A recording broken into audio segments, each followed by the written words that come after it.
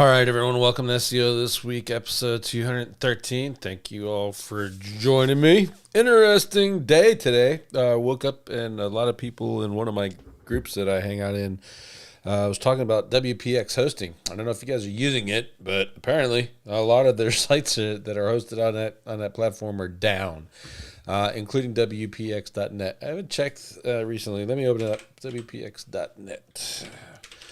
Let's see if it's up. Yeah, it's back up now. So it's been down for quite some time today, and there's a lot of people there that are pissed about it. I used to use WPX hosting. They went in and changed some page speed optimization stuff that I did on my website without my permission, so I moved. However, they are a good host, and this is the first instance in that since that platform has been up that I've actually heard it being down at all. So with that being said, I know there's a lot of people like, oh, I'm going to leave them now. I'm going to move all my sites. This is horrible. This is unacceptable. Shit happens, folks. And you got to be able to move with that and adjust to it. So, yeah, I mean, if you want to abandon someone just for one instance of being down, and that's on you, right? Just remember, when it happens to you, karma's a mofo. Right? So let's see, what else do we have today that is going on? I think I've fought the good fight on the spam update. I talked to you guys last week about that, right? And that one is actually kind of what I expected. There's not a whole lot of people that are being hit with it. I can't really find anyone with an instance of saying that they got hit with it. I know that there's some people saying they got drops, and then you do some investigation and stuff, and it was mid-June, July drops that they're talking about, and not necessarily the so-called spam update that was rolling out. That all leads me to believe that I was right.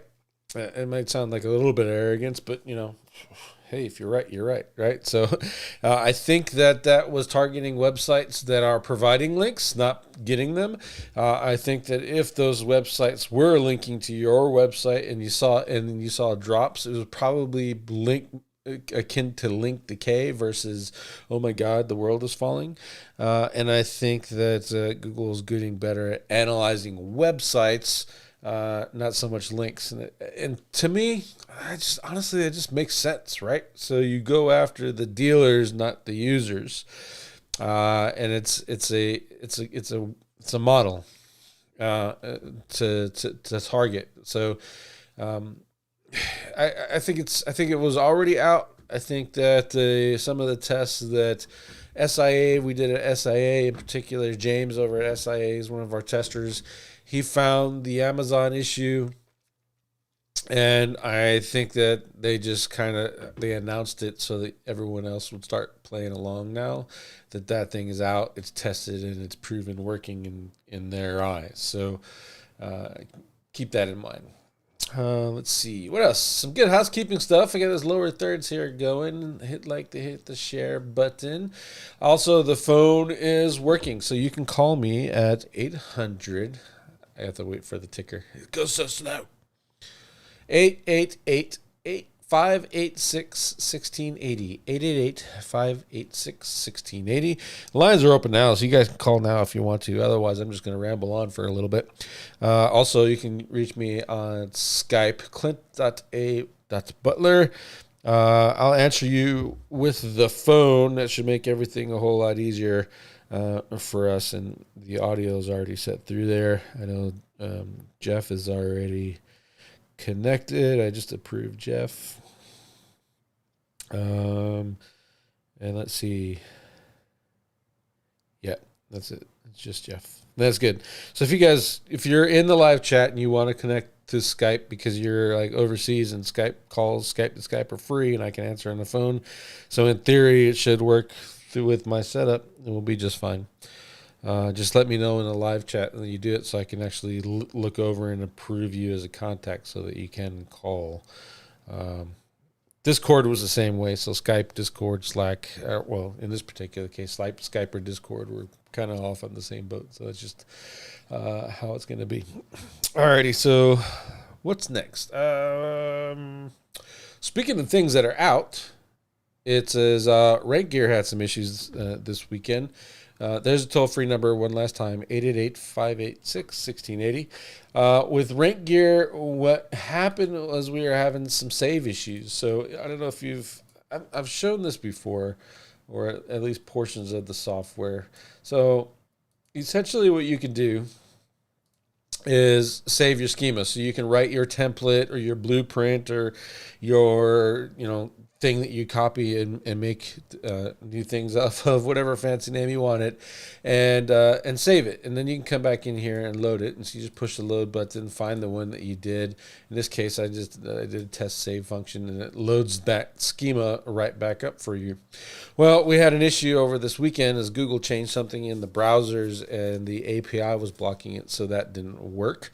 A couple people sent me some emails via the support desk. We get that all going back together. So what's the next step with this is I mentioned this last week. I got to go and do videos on all of these. I'm going to do them a basic version. So filling in the blanks essentially is this is all the required stuff. All the required for this particular schema, or in all of the schemas, is in there. And then I'll show some videos on how to actually use these the add schema function and drop and drag in the sections and to build these out and build some nice, real legit advanced schemas, not some ghetto stuff that you call advanced schema because it's tied together with add IDs. So that's the plan there.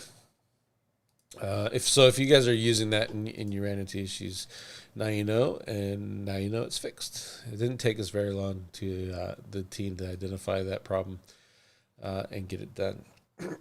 Next, I want to share it's a spreadsheet. It was actually shared on the Twitters, and a lot of people already have it.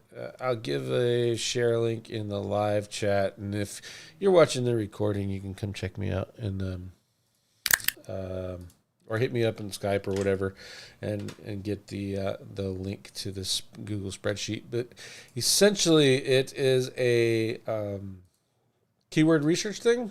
It just kind of help you out, do a little bit better and figure out, expected traffic volumes and all that stuff. And how to plan ahead. So let's say you're doing in this case, a U.S. versus Spanish, or a U.S. version, an English version, and a Spanish version.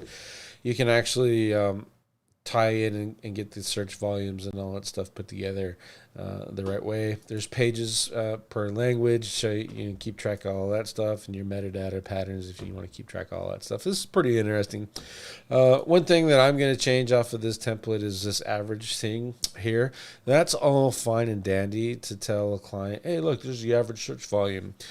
The downside is the uninitiated will think that if there's 40,000 people for it, I should get all kinds of traffic.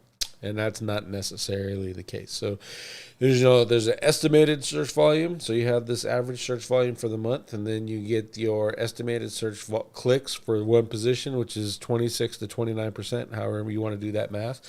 And then from there, you can kind of figure out different positions and estimated traffic from there. But you have to articulate this stuff is estimated, and you're not necessarily always going to see that particular amount of traffic. So make sure that you're telling these to your clients or to your bosses or to yourself when you're looking at those numbers, and just be a little bit cautious. Most of these are all driven off of Google data or from the Google Keyword Planner API. That is, again, it's a worldwide collection. Worldwide, 40,000 people are looking at remote work kind of collection of data.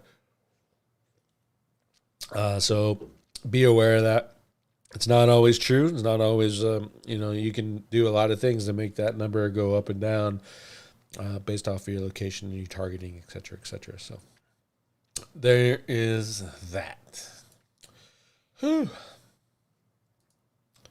How y'all doing anyway? I don't really chat with you folks all that much. Let's see, what else have we got today? I wanted to talk about doorway pages. You saw that. It was I was opening up those windows and stuff, and I got that there. In particular, location pages is what they're commonly referred to in local SEO, and their effectiveness, their how they are and are not within the terms of service.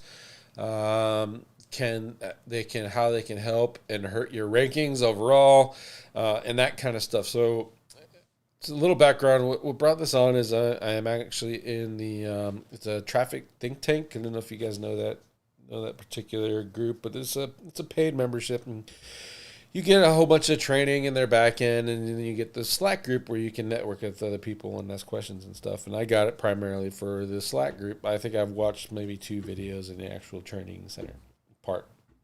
I know Ian Howells. We worked together on a project a long time ago. It was a like volunteer survival website where we're all like, here's your, we want to make work together and we're going to make this big. And obviously, because we're all like business owners and doing other stuff, then none of us actually did anything of any value with that website, including Ian and myself. But Ian runs.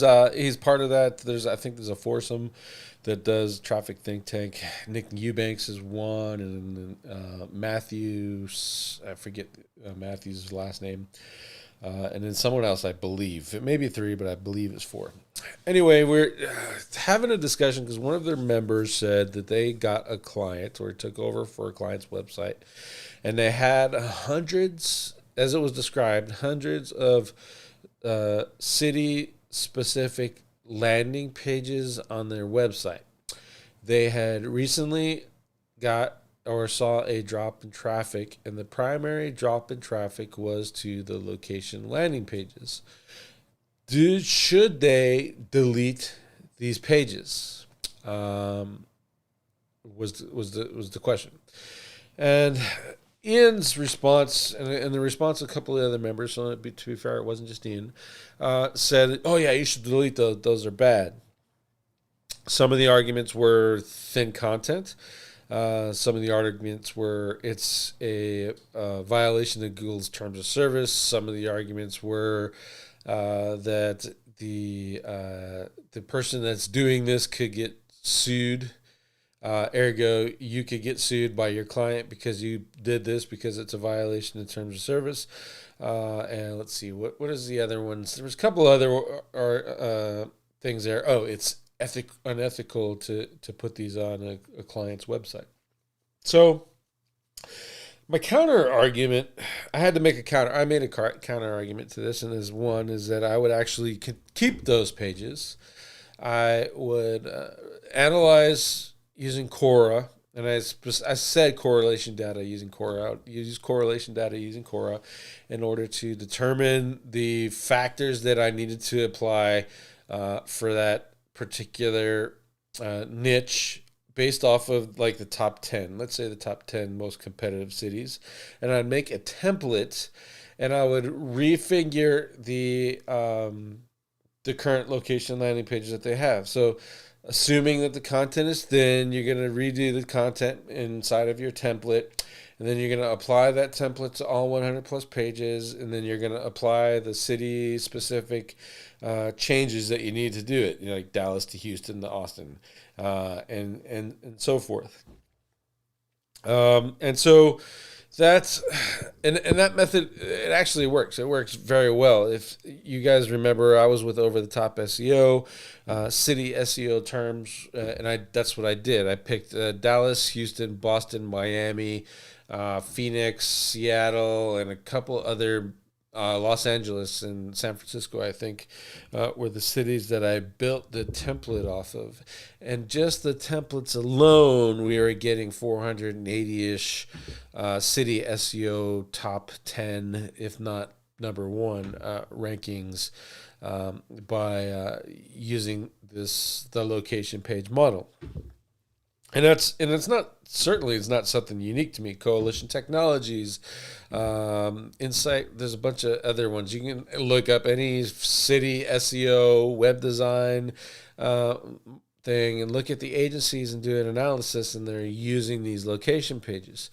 But when I pointed that out, that's when I got that's unethical and you shouldn't do that to a client's website and stuff. And I'm like, why not? You're missing the point. And the counter argument was, well, you can do that on a lead gen site.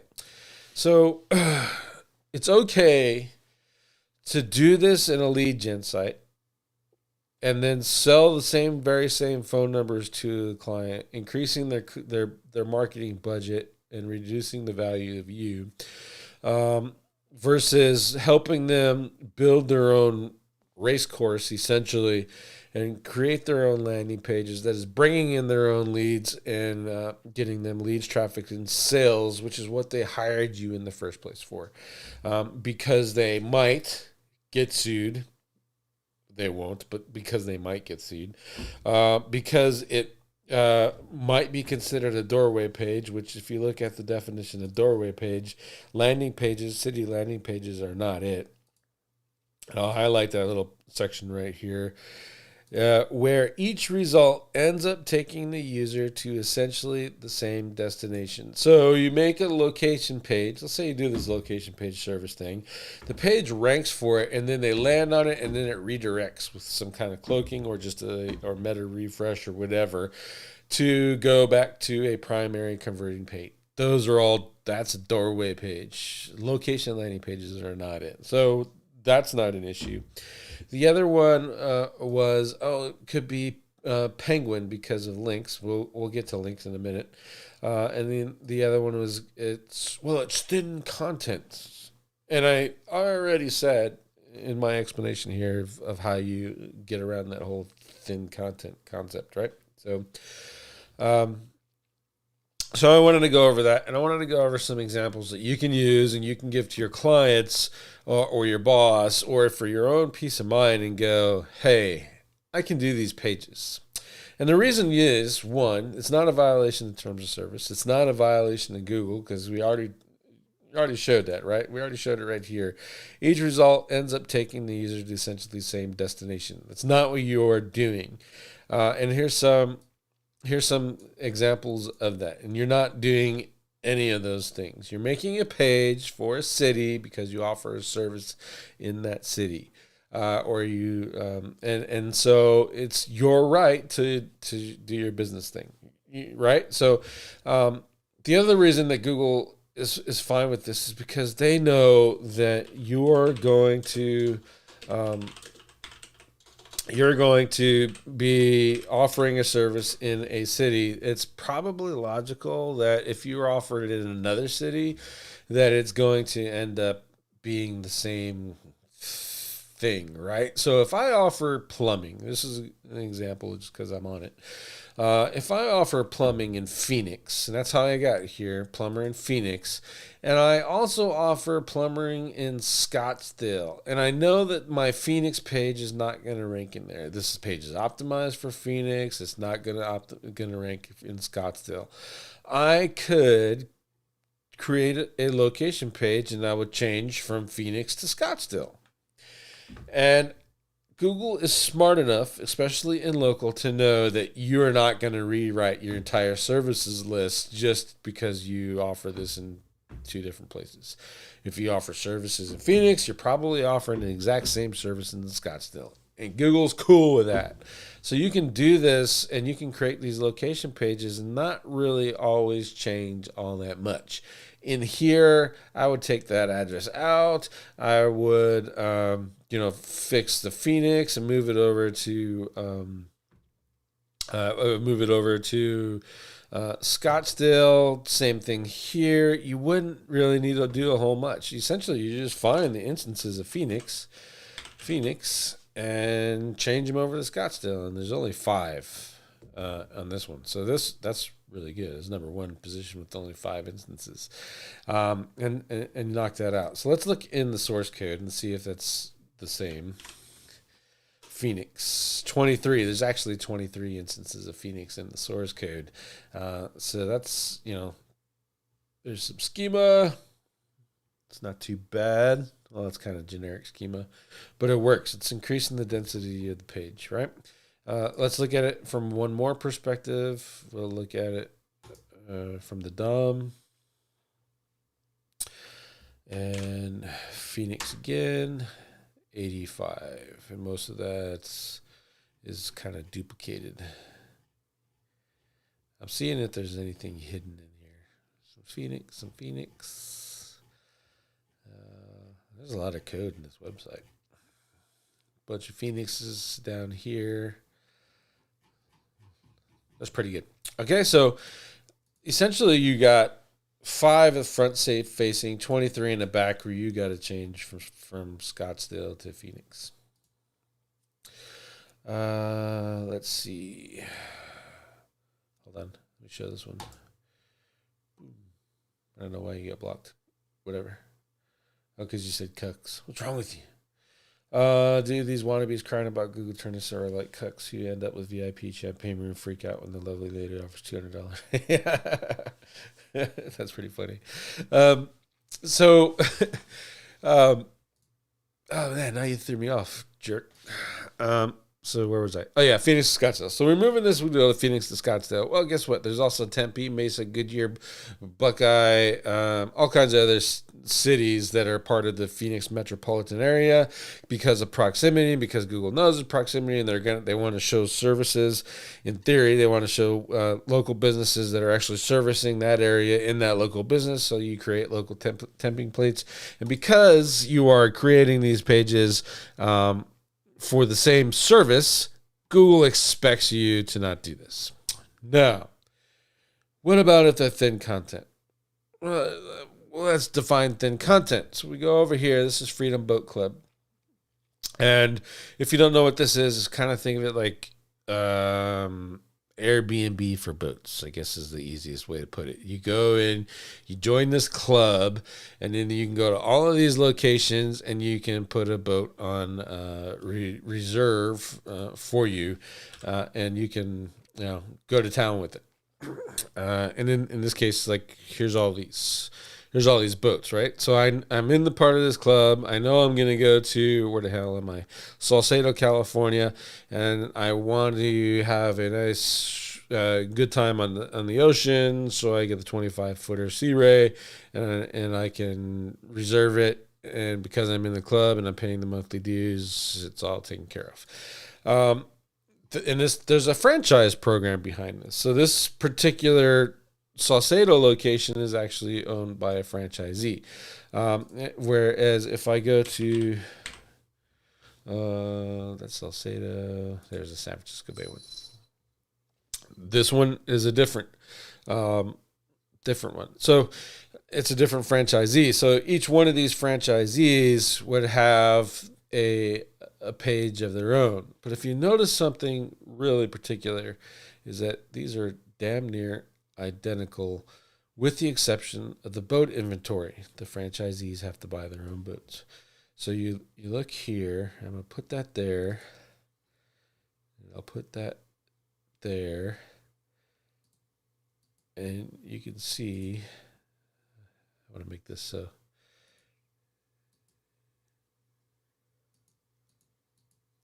Damn near identical. Both of these are ranking for their target keywords. And it's a little bit hard to rank for these because there's another franchise organization that has actual a really good SEO program going, but these pages are all ranking. Why? Because Google understands that the Freedom Boat Club is offering the exact same thing to all of these different places, and it recognizes that you're not always going to have to change your content. You're not always going to do it. Most of these pages here, I can tell you from working with a couple of these franchisees, they don't have a whole lot of leeway that they can do with them. There was a blog system in here. I don't see it anymore, where they could write in their own blog, but for the most part, this is their website and what they're kind of limited to in regards to website stuff. But the pages worked, and they rank. And Google is not violating them. They're not giving them manual penalties. They're not giving them algorithmic penalties. Why? Because within the terms of service. It's not a doorway page. We already discussed the information of that. And it's targeting a specific city. And then, while it is duplicate content, it's expected duplicate content. Yeah, and it's across all of these locations. Like this map, I can actually, if you saw the full map, if you remember the homepage, all of these locations all essentially have the same web page. So, and all of them are ranking, and Google's totally fine with it. Okay, so that's franchisees. Here's another one, Safelite Auto Glass. You can go in there, find the Phoenix location, and it's the same damn near as the Yuma location. It's the same damn near as the Tempe location.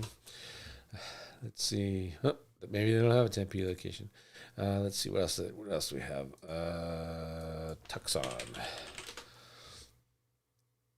Tucson, same, damn near the same. I mean, see, there's a little bit of changes in here, but for the most part, this is all entirely the same piece of content.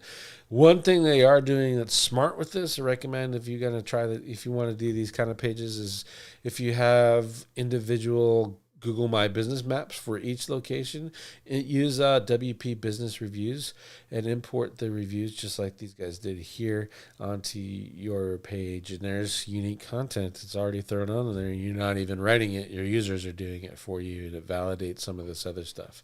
But all these pages rank just totally fine. And one more example, Roto-Rooter. It's a plumber. You can go over here to locations.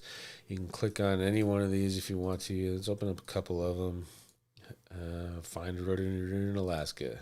Find a Roto near you in Georgia. The only difference in these pages, really, if you look at it, so a little bit of wording, which is basically the wording shift is changing from Alaska to Georgia, and then they have this change here. These are all rankings. So if we go over here and open this up, and we open Adele up, there we go. There's Adele, Georgia, Alaska, Georgia, Alaska, Georgia, Alaska, Georgia, Alaska. They're not changing all that much, right? And Google expects it. These are allowed. They're within the terms of service. This is one of those things that mass page creators are actually leveraging. So if you hear about a mass page site, mass page sites don't work, I will call bullshit and direct you to rotorooter.com, safelite.com, freedomboatclub.com, pretty much any SEO website out there. They're all leveraging mass page, or the theory behind mass page, to rank for websites. And it is within the terms of service to do that. Directories, rehabs.com. That's another good one, right? So rehabs.com this one's in the rehab space. It's been around forever. There is not much difference in their location pages when you click around those a bit. Here's Alabama. Here's Alaska. Let's look over here. Inpatient treatments. Look, it's essentially spun content. A high quality rehab, top rehab center in Alaska for you or someone you love. It's spun content, and damn near it looks like it's doing just the first sentence is spun. Well, the first and third sentence is spun. It changes in a couple words around and getting some wordplay in there. But for the most part, it's the exact same page, right? Why? Because these sites work. They're within the terms of service. They've been working for a long time. Shoo. And then that chat thingy rang in my ear. Now my ear's gone. So hopefully that helps you out when you're talking to someone about the effectiveness of location pages, what to do with them when they're thin. Now that's another big question. So let's see. I've been using spin tax and all of this for nothing. Yep, you have. For spinning for location pages, you don't have to spin. In my opinion, I think spinning is actually a waste of time. It does give you the opportunity to create quote unquote unique content, but unless you're going to actually do a manual spin, most of your content ends up looking like junk. You see grammatical errors in there and stuff, and that could all at the end of the day, hurt your conversions on your website. So you don't have to spin on these pages. All you're doing is changing the points. Mike Martin's here. He's got Magic Page Creator. That's a great plugin. He gave me free access to that thing ages ago, and it's wonderful for building these kind of pages out. If you're into the lead gen model and you want to try that out, or build yourself a nice portfolio of websites that you're ranked within a local market. You get a mass page generator, find a couple cities that you want to target consistently, and make some, and, like 10 niches, and go in there and just play around with the mass page, like Magic Page. There's Magic Page plugin. What is the other one, Mike? It's MPP, I think is what it's called. No, that's yours. Mass Page Creator, that's the HTML page creator. Those would probably be your two best bets. Magic Page is probably be the easier one. That's just some short codes and a little bit of work. SERP Focus was how I got started ages ago. If you guys remember that, not SERP Focus, SERP Shaker. And he's kind of back with that one right now, but that one's essentially dead. But SERP Shaker's there. And build yourself a nice profile. You can get a theme. You get a page and essentially use that page as your template, and then you plug in the short codes or where you want it to go. You give the plugin or whatever tool you're using the database to pull from it, and it just goes through and makes your pages for you. And then you can test your interlinking theories. You can test your backlinking theories. You can test all of that stuff in your local SEO, and then have a nice data center of things to do. Plus, you have this portfolio for someone that ever comes to you and says you ranked websites in the health niche. You can be like, yeah, here's my cosmetic dentistry one, or here's my cosmetic surgeon, or here's my rhinoplasty. You have these little things that you can show off. They're not ugly, and you can say they're generating leads for you and stuff, so you can do some different things with them. So I say build these out and leverage those as much as possible, especially if you've got the time. I need a drink now. I talk too much. Let's see. I don't know if I have anything else. Anyone got any questions? If you're in the chat and you have questions, let me know. If you are going to call, let me know. You don't have to call. You can do the chat too. That's cool. I don't care. Chat's more fun. We get to interact. Let's see. Sean, if your service only covers a small city, should you make pages for towns that you cover that may only have a few thousand people and where searchers don't use the town name when searching? Yeah, I would, because of proximity, Sean. So if, like, Yuma is actually a pretty small town, and we have San Luis down below, and there's a couple other little dink towns next to us. And if they're in one of the smaller towns, they'll typically get Yuma businesses. But if I have that page, it's already optimized for that city, that smaller town, then because of proximity and the idea of it being optimized for that smaller term, you can go ahead and it'll rank that page to those people who show. You're probably not going to get a lot of traffic from it, right? Maybe 1 or 2 searches a month, but at the end of the day, if 1 or 2 clients is coming out of those areas, then why not go after it? Especially in roofing, I think what's a $30,000 roof, 15% of that's profit, right, or something along those lines.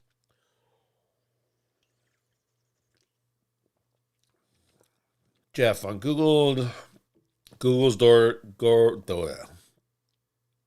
guidelines, what does this mumbo jumbo mean? Substantially similar pages that are closer to search results than a clearly defined browsable hierarchy. That's blah, blah, blah speak right there. Substantially similar pages that are closer to search results than a clearly defined browsable hierarchy. I think that would go, remember we were looking at the Roto-Rooter, we can click the cities. If you just kind of create them and they don't link to anything else but your call to action. So essentially making a landing page that doesn't go anywhere, either call me or leave, that would fall under that browsable hierarchy versus the Roto-Rooter and the Freedom Book Club and the other one that I showed you, the SafeLight. You can browse out of those and go into do things. So if you're a plumber, you have a landing page for Houston Plumbing, and you also you want to make sure that they can actually get off of that page and go somewhere else, then you're good. You're in the clear. Similar question. This is from Lee Harden. What's your view on mass page site based on zip codes, neighborhoods, etc., city level only? I think those are. I think targeting those, if you build those for, let's say you're going at zip codes, and you have a whole bunch of zip code pages, I would interlink those and then link back to the actual city page and try to and use the internal linking power versus trying to rank for a zip code. Like when's the last time you searched for plumber 85365? I can't remember the last time I ever did that. That doesn't make no sense to me. I search for my city and then I go, right? So in the neighborhoods, I mean, if you're like in New York and you're in Brooklyn and you don't want to go to Queens to get your sandwich, you want to stay in Brooklyn, then it probably makes sense to search for that. But for the most part, searchers aren't going to do that. And so if you want to create those, if you hope that you're going to get the onesies and twosies by creating those, I would just interlink those. I wouldn't even worry if they're indexed or not. I've just interlinked them and then pushed it to the main page that I'm trying to rank. That's kind of how I leverage this. JM, is this mainly for real local businesses, or can online services like a web design business make local pages? You can. If you're providing service, in theory, if you're providing service in that market and legitimately people can call you and say, hey, I want a website, and you're sitting in Seattle and that person is in Miami and they have a Miami page, it's totally legit for you to actually have that in there. Freedom Book Club showed you right on the map. All of those places all exist. See. And doing this works for lead gen too. This is the primary husp behind lead gen sites. If you want to know, go look up Angie's List, or it's new now. It's Angie, I think is what it's called. Home Advisor bought Angie's List and they merged and made Angie. So I would actually, go look at that. That's what they're doing. Cars and real estate relevant to neighborhoods, etc. Yeah, real estate's rough. It's Redfin, Zillow. What's the other couple ones that are in there? Google's really in love with them, and they are. And real estate agents, by and far, are pretty much broke marketers unless they're really successful. The real money in real estate is for the brokers anyway. So. Yeah, real estate's rough. I mean, in the odd chance that someone's looking for a specific neighborhood in Phoenix or a specific neighborhood in Waco, Texas, I mean, again, I would only build those for internal linking. That's the only reason I would do them. Even when I was in Yuma or in Washington and I was searching for houses in Yuma, I never looked at by zip code. I always looked by city and state. But then again, I always looked on Zillow or Redfin, so.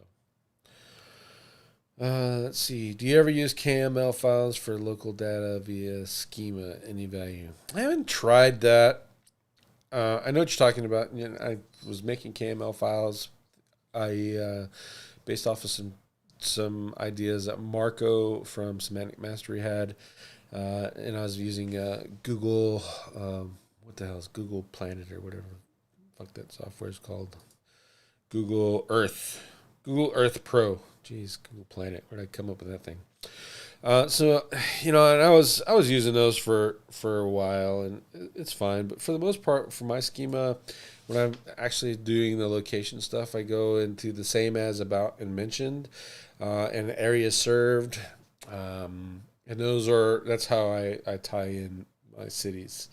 And if you wanted to, you can actually get into that neighborhood stuff. So you're doing Phoenix, or yeah, you're doing Phoenix, and you search Camelback Mountain area. There's a wiki page for Camelback Mountain. There's a wiki page for Sky Harbor. There's a wiki for downtown and that kind of stuff. And you can find machine readable ID URLs for areas within inside of there, or neighborhoods within inside of Phoenix to do that too. So I mean, KML it's a way to go. If Google reads it, if Google reads the schema, then I would, and there, however you're applying that KML stuff into the schema, uh, as long as it's under the guidelines of what schema.org says and how you're applying it, you should be fine.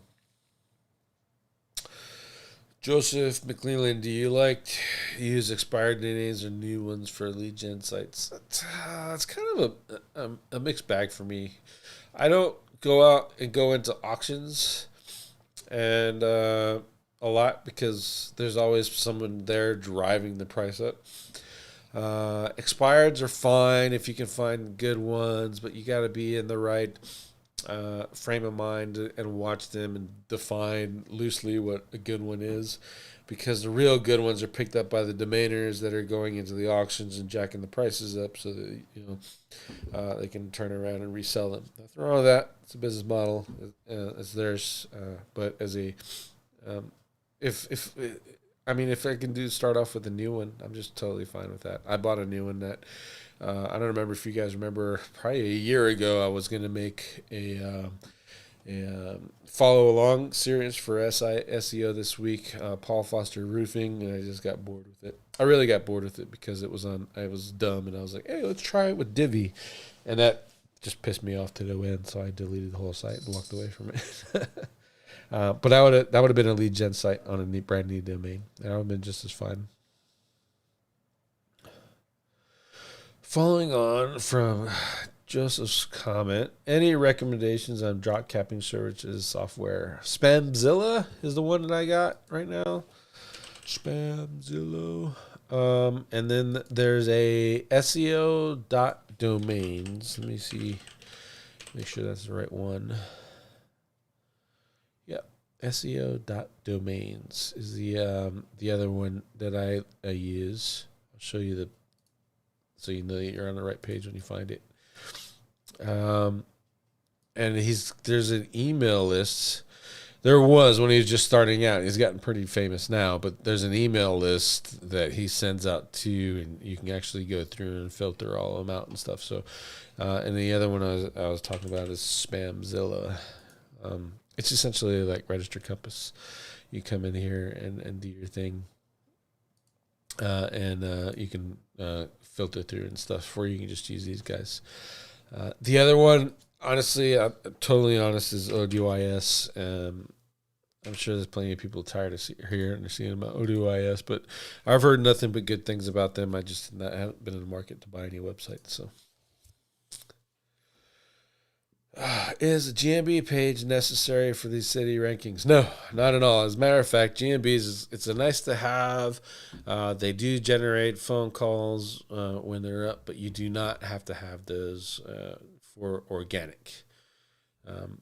You'll be just fine without them.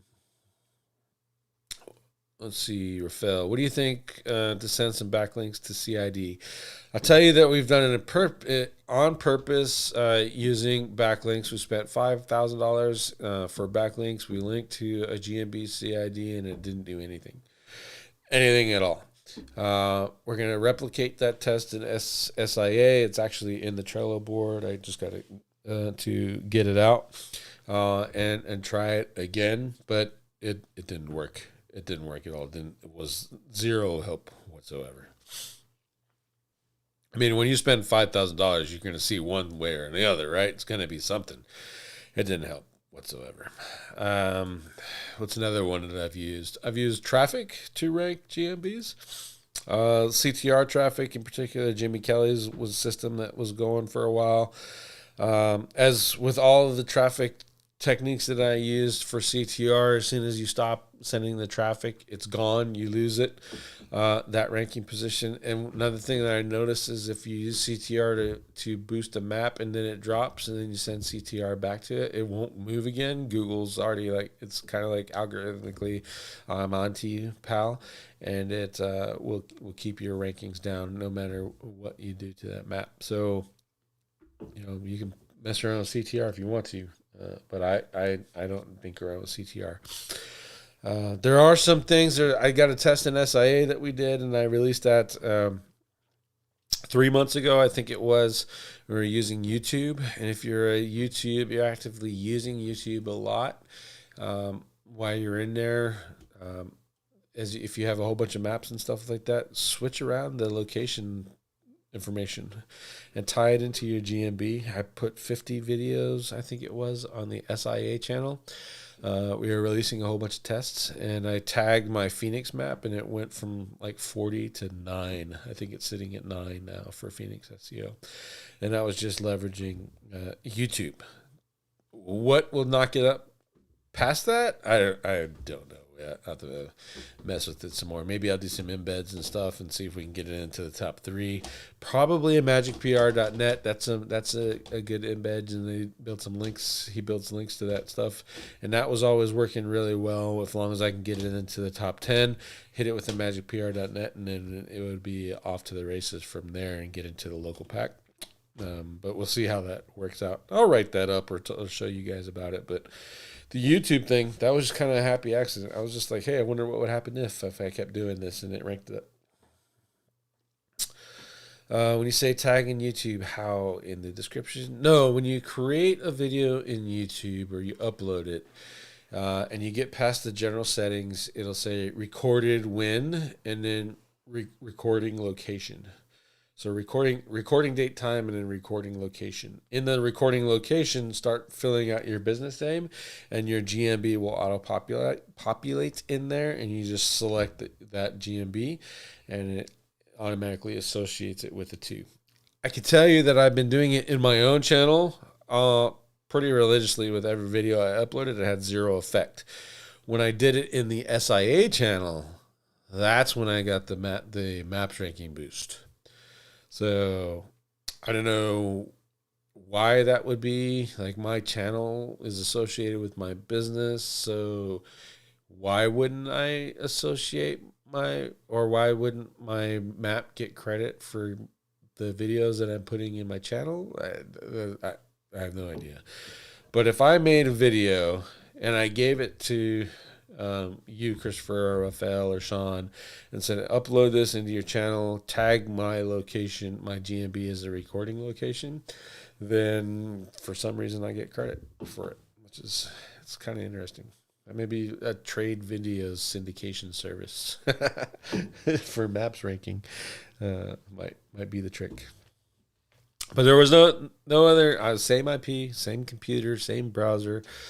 I was logged into both channels at the same time. All of that stuff, and my rankings went up by using just that thing. And I know it was that because I hate ranking maps. I despise it. After you've been in the fake map industry and putting maps up and getting them taken down and restarting all over and doing all that work and having to do it all over again, screw all that noise. Those guys can keep it. So I just, I make legitimate maps to legitimate businesses now, and I rank those, and I'm more than happy taking my time with it. YouTube, that was a great result, I think. What else? Anyone else? Any more questions? Come on, you have a good question so far. Proud of you guys. 10 more minutes. I'm free. It's 100 and. Supposed to be 115 today. So needless to say, I'm not going outside. It was 109 at lunchtime. Tomorrow and Wednesday, it's supposed to be 117. And then back down into the 105s, where that's actually reasonable. Oh, thanks, Sean. Yeah. Yeah, hit the like button, subscribe if you're not already subscribed, notifications if you want to get notified. And you guys all know that YouTube kind of is horrible with that. So you got to use the bells. You got to turn that bell notification feature on in order to get those going. Let's see. Christopher. Slight random question. Have you ever used Python machine learning to populate image alt text? Trying to learn, looking at Ligwo Python learning tool. I've seen WordPress plugin that's similar. I've not used Python. There's a guy that I would refer you to, and if I had Python questions, I would go to him. And his name is James Phoenix. Let's see if I can find his James Phoenix Python SEO.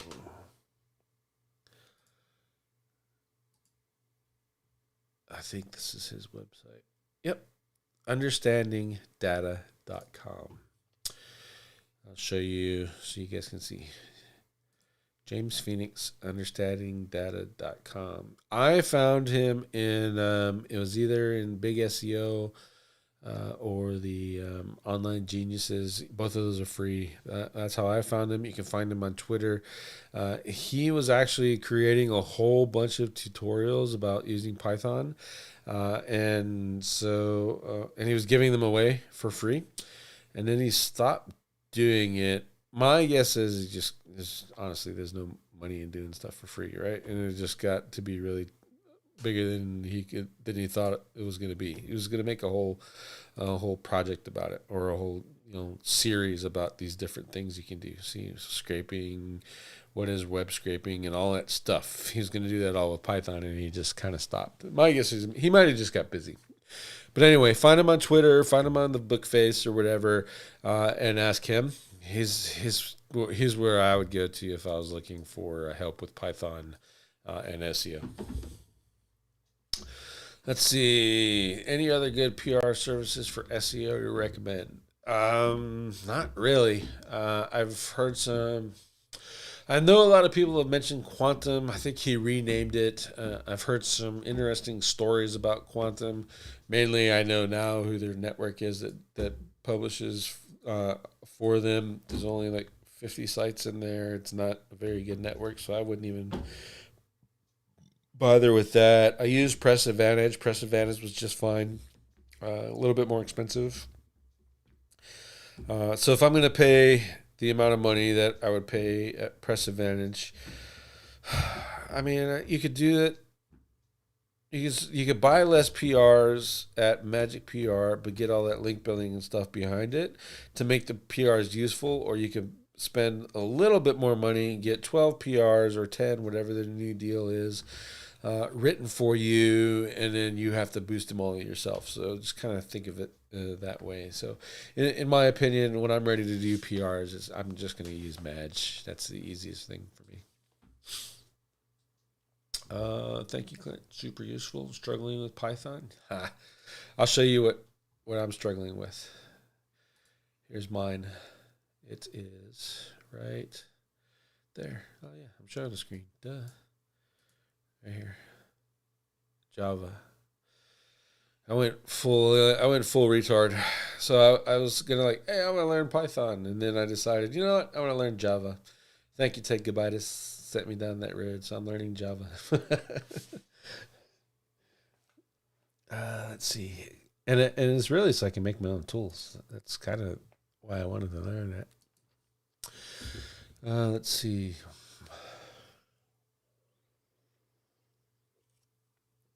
Is there a limit to how long your schema can or should be? No, you can go full crazy with it if you wanted to. I would say that you don't have to. There is a limit to what Google is using, in particular what they're reading and what they're analyzing in order to determine what your page is about.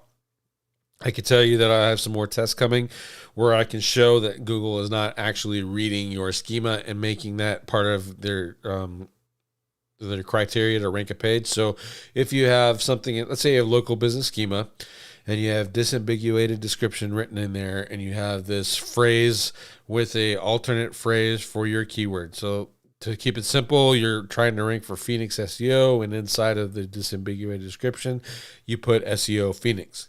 Google is not reading that disambiguated description and saying, oh, it's also about SEO Phoenix and ranking your page. It's not doing that. The schema is being used by machine learning to say, overall, this is what this page is about. The schema was here, and it gave me a good download of what this page is about. Let me look at the page. Here's the information. Indeed, that's what it's about. It's associating it and putting it together. And I have some tests now that clearly show that Google's not reading almost all of the local business schema and using that for ranking purposes to, pick out terms or phrases inside of that schema and ranking it for that page. So if you follow my recommendations where I tell you use keywords and you put keywords in there, that doesn't necessarily mean you're going to rank for those keywords because Google sees them in there. Also, you're not stuffing because guess what? Google's not reading those and ranking pages based off of them. So you're good. So when you're doing your schema and determining how long it needs to be, just be smart. You're putting that in the head. It slows down the page a little bit because the computer's got to read it all. I minify all of my schema just because, I want to. If you want to copy my schema, most of my schema is minified. Sometimes I just forget about it and put it in there. But to make it a little bit easier at the end of the day, just if you want to go full retard, though, go full retard. Just know that if you have, let's say you do, you have organization schema. You got an article, right? So you have this article, and it's written by this person, and this person works for this organization, and all that's in your schema, right? It's all laid out in that hierarchy. And then you go, and this article happens to be published by this organization, and then you have that all again there, all over again. And then you go, this article was reviewed by, and then this organization, then your organization's all in there again. So your organization's in there in that example like 4 times. That's just dumb. You don't need that.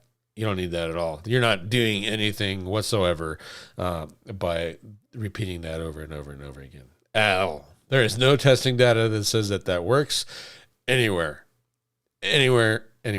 So, and I'm not even going to do the test because it's just dumb.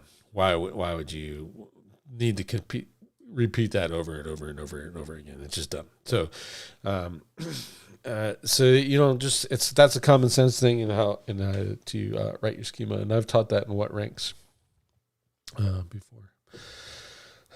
Connor, all you love maps? No, I don't.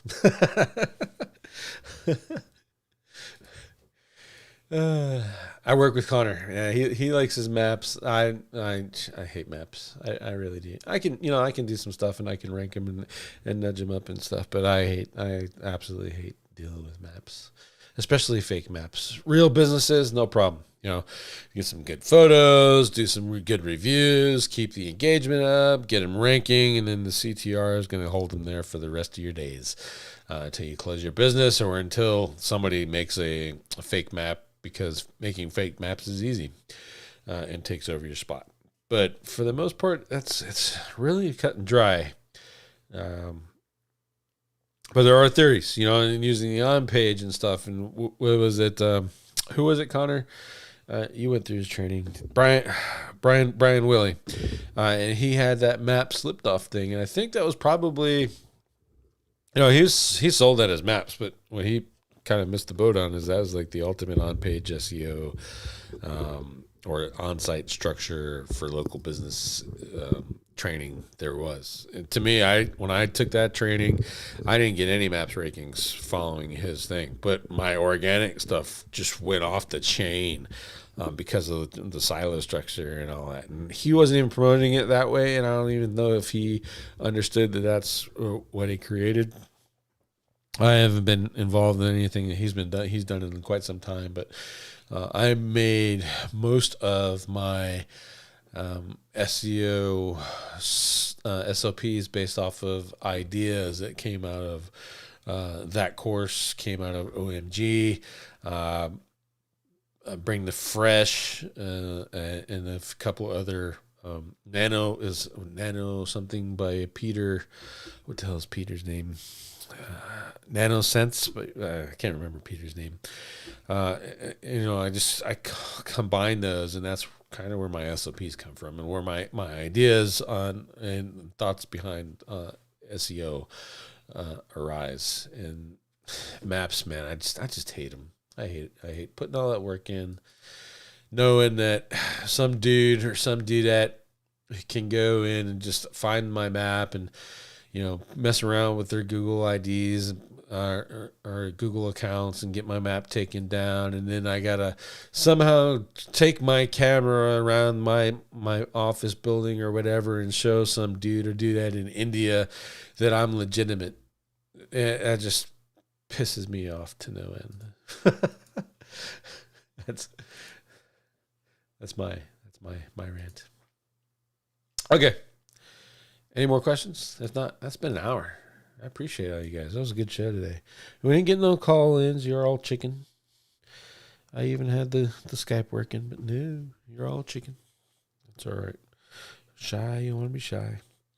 I was thinking about changing the hour of the show from 2 to 1. Let you guys let me know what you think in the comments. If I don't hear anything back, I might leave it, or I'll just change it and let you know, like when I go live next time, or one time. But otherwise, I think we're going to be just so I can get more live viewers. It's Monday. I think it's later in the day, definitely in the East Coast right now. I think it's 6 o'clock there. No, that everyone's at dinner. So, and then the people that are overseas, Australia, I know that's in the morning, but UK and stuff, you guys are in the late evening, I think. So maybe bumping it back another hour, or maybe even 2, will be good. We'll see how that works out. And with that, I think I'm going to leave it at that. I appreciate it, all you guys. Hit thumbs up, thumbs down, and subscribe button. Tell your friends. Let your mom know, especially if your mom's a chatty catty and likes telling everybody about everything. And share the show around. Let's get some viewers up in here. I'm having fun doing this new format. I'm not wasting my time and reading a whole bunch of news and all that stuff. If you want to read the news stuff that we're curating, go to SEOintel.com. I'll put it in the chat. It's SEOintel.com. We got all the news stuff that I used to do. Got a new writer over there on staff now. I'm actually going to get that category, SEOintel.com/news/. We're going to get that into Google News. And once that all works, we're going to do the publish and show you how to do it. And I think it's a good model, especially if you want to build some relevancy for your niche, or your client wants to build some relevancy for your niche. You can create this little news section, and not once a day, but maybe a couple times a week. Just go in there and find, this is the latest thing, and write a little happening 300 word quote, air quotes, news story, and it goes into Google News. That's a good way to take advantage of that. So check it out, and let me know what you think about the website, and check out Rank Gear, obviously, because brothers got to eat, yo. And I'll see you